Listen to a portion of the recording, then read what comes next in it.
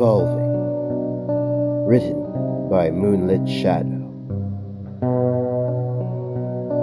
I'm not sure how long I've been standing here, but I'm starting to get tired again. I need to see it one last time, though, before I drift off, so I continue to keep my eye out. I glance around once more at my neighbors standing next to me. Most of them were quiet and stared blankly into space, while others attempted to catch some sleep. And trust me, when you're exhausted like I am, sleeping while standing up is much more comfortable than you think. You can always tell when someone is new to the group. They constantly fidget and look about frantically, eyes wide with fear. Then they would desperately try to move their legs and bend over to free themselves from the metal clamps that held their feet in place, forcing them to stand. Of course, they would eventually figure out how futile their attempts of escape were, and would fall silent like the rest of us.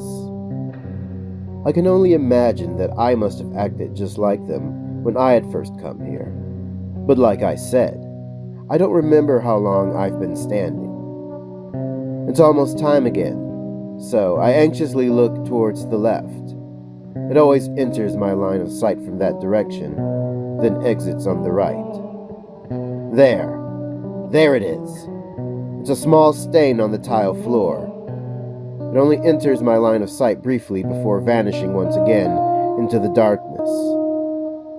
Seeing it is the only thing I have to look forward to now. It's the only thing that keeps me sane. But most importantly, it lets me know that I'm still moving. Alright, I guess I didn't mention that part. Those of you who are good listeners must have already figured out that stains on tile can't move on their own, and have likely concluded that I must be the one moving somehow. Well, you're right. I'm actually standing on a conveyor belt-like platform, secured to it by these metal clamps around my feet. Although I can't see more than a few feet in front of me, I know that the belt I'm on isn't a straight one. It's in the shape of a huge ring and cycles in an endless loop. I know this because of that stain I told you about. It passes by about once an hour, and yes, I was so bored that I mentally calculated that. And it's not like there are multiple stains on the floor or anything, because I've memorized every little curve of the stain, and the design of it is always the same each time I encounter it. That should give you an estimate of how long I've been here. But like I said, I don't even know how long it's been. So here I am, still standing shoulder to shoulder with a bunch of people I've never met or talked to. Those whose voices had once filled the place fell silent long ago, or have likely forgotten how to speak altogether. The space, room, area, or wherever we are, is pitch black, save for the dim lights that dot the sides of the conveyor belt. Each one illuminates only about 3 feet in diameter, but beyond that, darkness.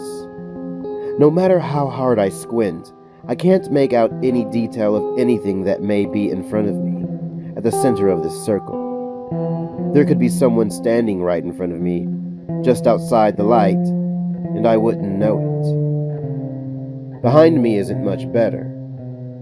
Not only is it a pain to try and turn around when my feet are secured, pointing straight in front of me, and I have to shove aside the people standing next to me in order to rotate my body, but it just isn't worth it. The view I get from behind is exactly what I see in front.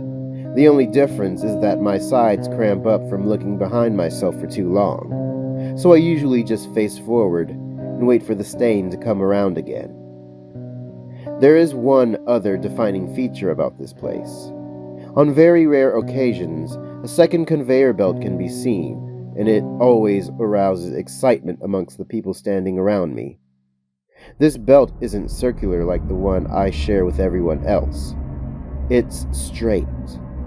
The belt emerges from the dark depths of the circle and connects itself to the outside ring. When it appears, it is said that one person is selected from the ring to ride down the long platform towards the center of the circle. Once they vanish into the sea of darkness, they are never seen again. Then the mysterious conveyor belt retracts back into the dark void of which it came. I saw this belt appear only once since I've been here. It came for a man about 20 people down to my left. Those around him shouted and tugged violently at his clothes as he was removed from his routine course and began to follow the straight and narrow path before him. By the time I had moved up to the spot where the man had been taken, he had already long since vanished into the darkness, but I could just barely make out the remainder of the retreating conveyor belt before it disappeared from sight completely. I'm still not sure of what to make of that ghastly thing. I don't know whether I should fear it or beg for it to take me away from this place. But there is one thing I know for sure now. There is something in front of me, awaiting me at the center of this circle. I suddenly awoke to a hand grabbing my shoulder. My eyelids bolted open, and I quickly whipped my head towards whoever was touching me. I didn't scream, but my eyes must have been wide with fear, because a voice said, "Oh, sorry, I didn't mean to startle you." Then the hand pulled away, and its owner draped it back at his side. I didn't respond. I could only look in awe at the stranger, who seemed to have materialized next to me. I definitely don't remember him standing next to me before I dozed off. It had been someone else. So how did he get there? The only logical conclusion I could reach was that he was a newbie and must have joined the circle while I was sleeping. But he didn't act like all the others who were new to the group. He wasn't scanning the area in fear or desperately trying to remove the metal clamps from his feet. Even the tone he spoke to me in seemed calm and sincerely apologetic for waking me. I guess he could have been here long enough for him to accept this strange situation. But if that's the case, how long have I been sleeping? I didn't even realize that I was still staring at the man until he once again spoke.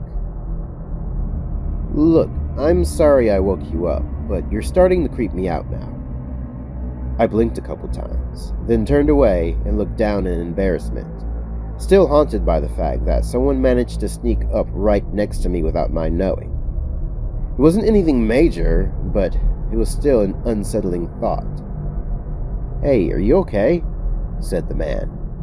"I'm really sorry for scaring you, but I thought maybe you could tell me what's going on here?" I shook my head silently, not because I didn't want to tell him, but because I myself didn't even know why I was here or what was going on. I don't even know how long I've been here. "Oh, I guess you can't tell me either then." He sounded disappointed. "So, what's your name?" The question shocked me more than it should have. But in all the time that I had been standing here, no one had once asked me for my name. Heck, I don't even remember talking to anyone around me if I ever did, because, like I said, I don't know how long I've been standing here. My voice was raspy since speech had eluded me for so long, but I managed to answer him. I don't know." He paused for a bit. "Aw, come on. You can't seriously not know your own name." But it was true. I don't have any memories prior to being here, not even of the day I arrived. And that includes my own name, as I never remembered ever speaking it. Like I said, I don't know how long I've been standing here. "Oh, I see then," the man said with concern in his voice. "Well, are you okay at least?" I nodded. "Yeah, I'm okay." "Well then, it's mighty nice to meet you, okay?" he said with sudden enthusiasm. I cocked my head to the side and gave him a puzzled look. "What?" he said. "You said you were okay, so that must be your name." He smiled at his joke. I groaned. What was this guy's problem? No one ever acted like this. Is that supposed to be funny? I asked. He paused for a bit. Did I say something wrong? I was ready to punch this guy's face in. He must have picked up on that too, because he quickly raised his hand in defense. All right, I'm sorry. He went silent after that. I turned away from him and just stared blankly into the darkness, waiting for that stain on the floor to come around again. After a long while, I began to feel uneasy. After speaking for the first time in what felt like an eternity, the empty silence felt cold and hostile. The last time I had ever heard human voices was when the man was taken away on the long conveyor belt. Maybe that's what compelled me. Or maybe, deep down, I just wanted someone to talk to. But I turned to face my new acquaintance once again. So, what's your name? I asked him. Gene, he replied. You know, like the pants you're wearing? I looked down at my attire. Right, that's what they were called. Well, it's nice to meet you, Gene, I said. He smiled. I'm still not sure what to call you, though. I thought for a moment. I don't really care, as long as it's not something stupid like OK. He chuckled a bit. How about just K, then? It could be a real name. I smiled back at him. All right, that's fine. Gene and I then became good friends after that. I found out that he, much like me, didn't know how he got here, or how much time had passed before he started to talk to me. He also couldn't recollect any significant memories about his life prior to being here. Even though I didn't know much about him, I was sincerely thankful for his presence and the fact that I now had someone to talk to. Even if our conversations were short and spread out, they provided a warm relief from the foreboding silence as we moved along our endless path through the darkness. After a while, I decided to show him that stain on the ground. All that time watching and waiting for it to come around again had kept me from completely losing my mind all the time I had been standing there. I figured if I showed it to Gene, that it would do the same for him. I wasn't exactly ready to have my only friend go insane from the sheer emptiness of this place like so many others had. When I mentioned the stain to him, his eyes immediately perked up with interest, and he made some witty remark along the lines of how it was about time he got to see some new scenery. When it was just about time before we passed the stain again, I bent down so I could point it out more easily. I try not to bend down normally if I can avoid it. The clamps around my feet end up cutting into my ankles, and it's pretty painful to say the least. Gene bent down beside me to get a better view as well. From the dim lights on the side of the conveyor belt illuminating his face, I could now see that he was about my age, maybe a couple years younger.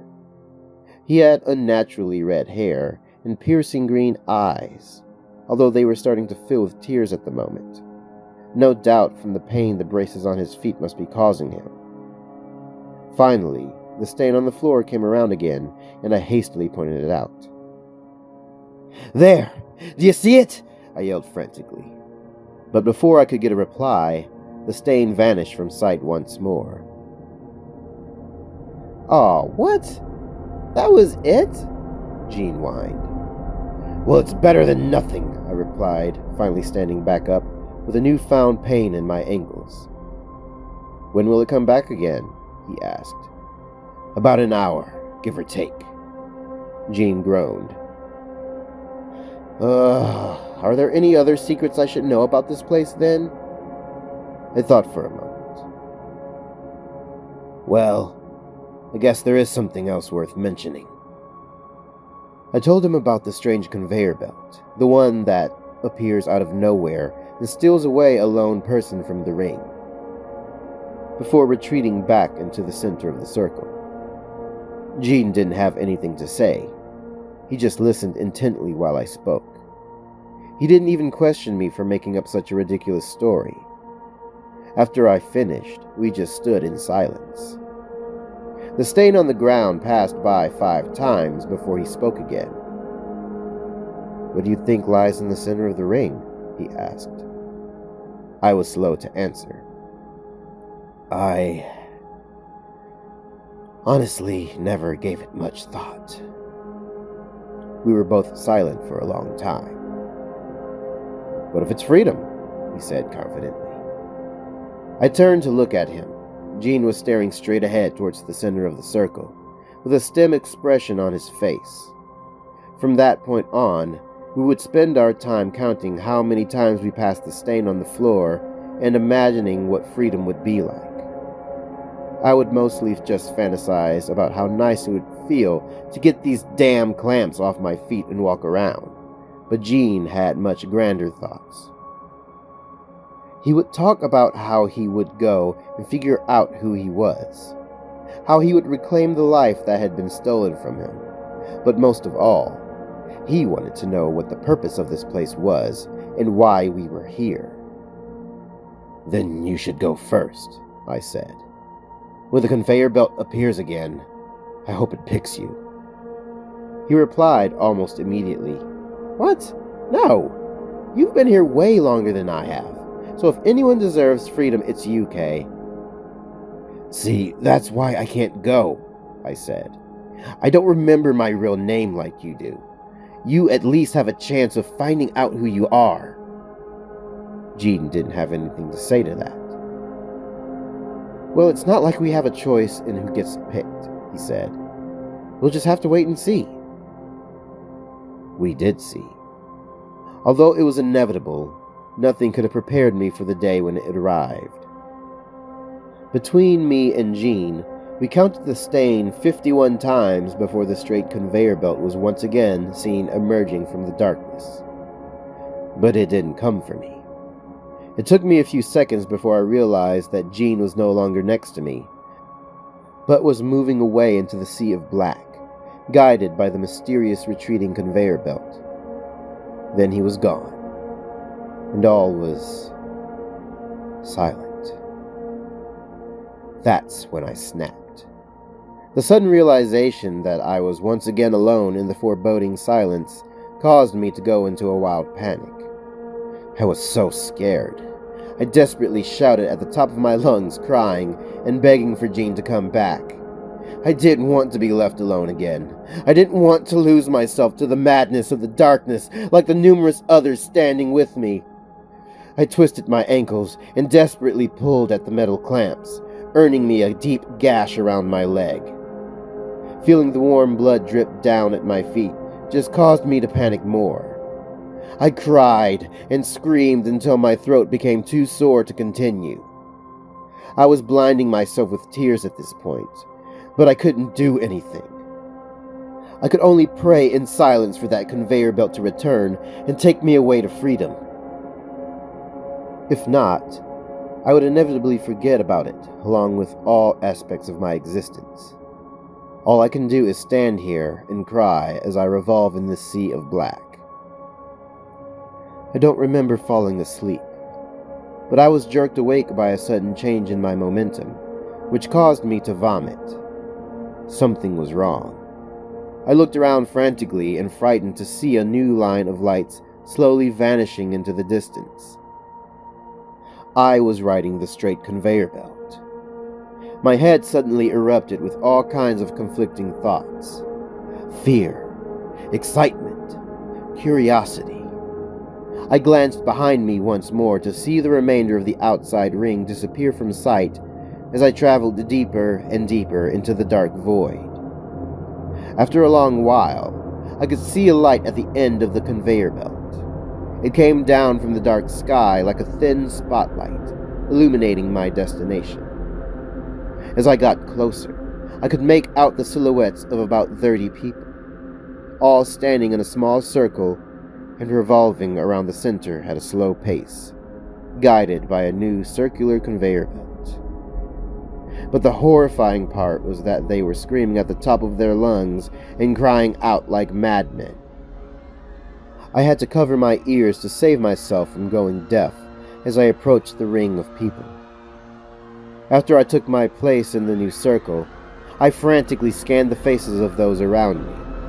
Many were screaming and crying, or attempting to free themselves from the metal clamps on their feet, cutting themselves in the process. Then I saw him. Gene.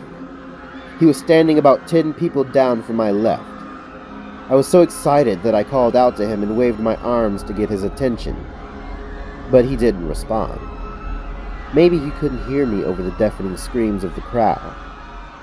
That's when I noticed that his green eyes were bloodshot and puffy, and his face was covered in multiple fluids as if he'd been crying uncontrollably. He wasn't screaming like the others. He just stood there staring straight ahead with a horrified expression on his face. Puzzled, I followed his gaze to the center of the circle. There, in the middle of the spotlight, was a golden platform, just barely wide enough for one person to stand on top. If I wanted to, I could reach over with all my effort and touch the edge of it. But I didn't want to, for there was no floor between the ring and the golden center. I peered over the edge in hopes of seeing the bottom of the pit before me, but it was met with endless darkness. That's when I noticed the screaming around me was getting louder, as if something was refueling the people's anxiety. I looked up to see Gene, floating towards the golden platform. Then he came to rest on its center, still staring into space with that horrified expression on his face. "Gene! Gene! What's going on?" I shouted. He didn't respond. He probably couldn't hear me over the screaming. I began shouting louder. "Gene! Please answer me! What's happening?" I called out his name again and again, trying to provoke any sort of response to see if he was okay. "Shut up!" Gene viciously shouted. He turned and stared at me, following my movements, with a look so murderous that, had the clamps on his feet not been there to restrain him, I'm sure he would have leapt across the canyon and strangled me to death. I was quiet after that. For the longest time, we just stared at each other. Gene's bloodshot eyes pierced mine like emerald daggers. The way the light fell on him created dark shadows around his eyes. That, plus his fiery red hair, gave him a malevolent and demonic appearance. Gene then started giggling to himself softly.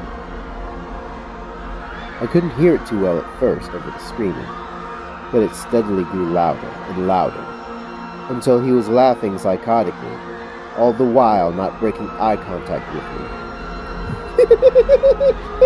"Don't you see, Kay? This is what we have been waiting for all this time. This is our freedom. And soon, you will join me." I didn't know what to make of this. What did he mean by this being freedom? But I would never get the chance to ask him. Before I could speak, an impossibly long vertical saw blade rose from the dark depths of the pit. Its numerous sharp teeth glinted in the spotlight as it moved over and touched Gene's shoulder.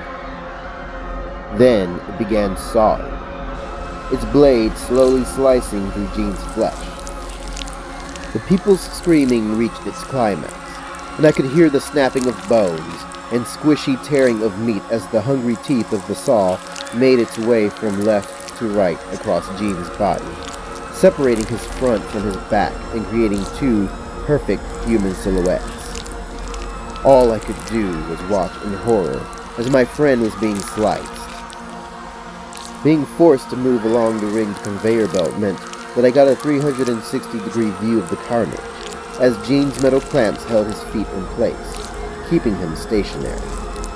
Throughout the process, Gene never screamed or struggled.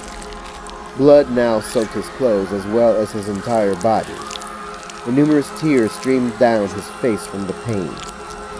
He looked up at me one last time, with a wide smile on his face, just as the jagged blade sliced through the last portion of his brain, and I saw the light leave his eyes.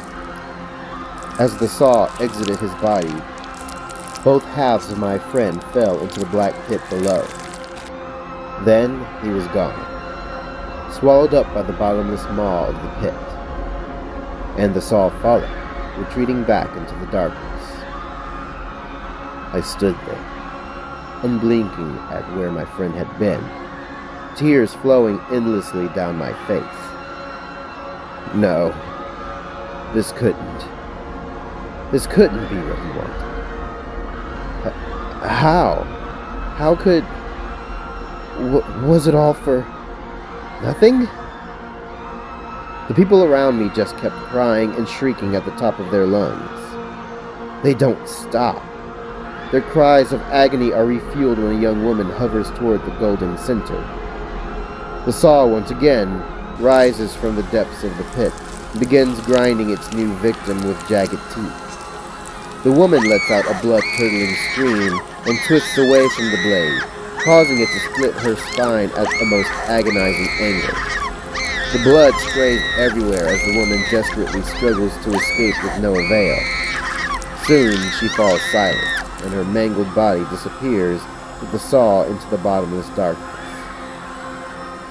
And everyone else just keeps screaming.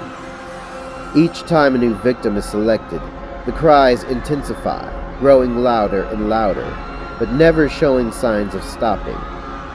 My ears are ringing with intensifying pain. I shout and cry, begging for the noise to stop, but it doesn't. It just gets louder and louder with each passing moment. I'm still standing, revolving around this ring, crying in pain from the unearthly shrieks of those being carved up by the saw's teeth and the screams from those forced to watch with me. I want to go back to the darkness and the stain on the floor. Back with that boy. What was his name? I think it started with a J. No, I remember, he was my friend. I couldn't have forgotten. I couldn't have been here that long, right? Please, I need to remember. God damn it! I can't think with all this blasted screaming. Shut up. Just shut up. It doesn't matter how many of them are killed. They just get replaced with more screaming bastards. I can't take it. Just shut up. Please. I can't take anymore. I don't flinch as I float over to the golden platform. I stand perfectly still as the saw begins to split my left shoulder. I don't react as the slow, jagged momentum of the sharp teeth slice through my flesh and snap my bones. As my skull cracks and the saw begins shredding my brain, I look up to see a ring of people revolving around me, looking up at me with horrified faces, drenched in tears and the blood of past victims. I smile. Soon it will all be over. Soon everything will be silent. Soon I will leave this damn place. Soon I will be free.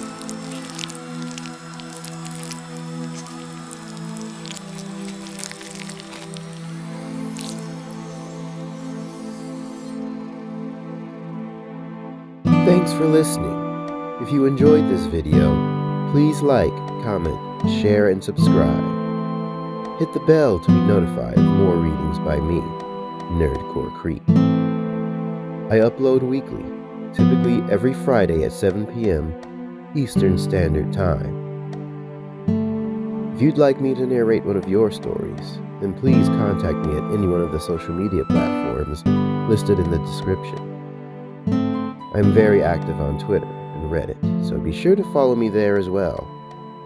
With that, I'll see you in the next video. Have a creepy night.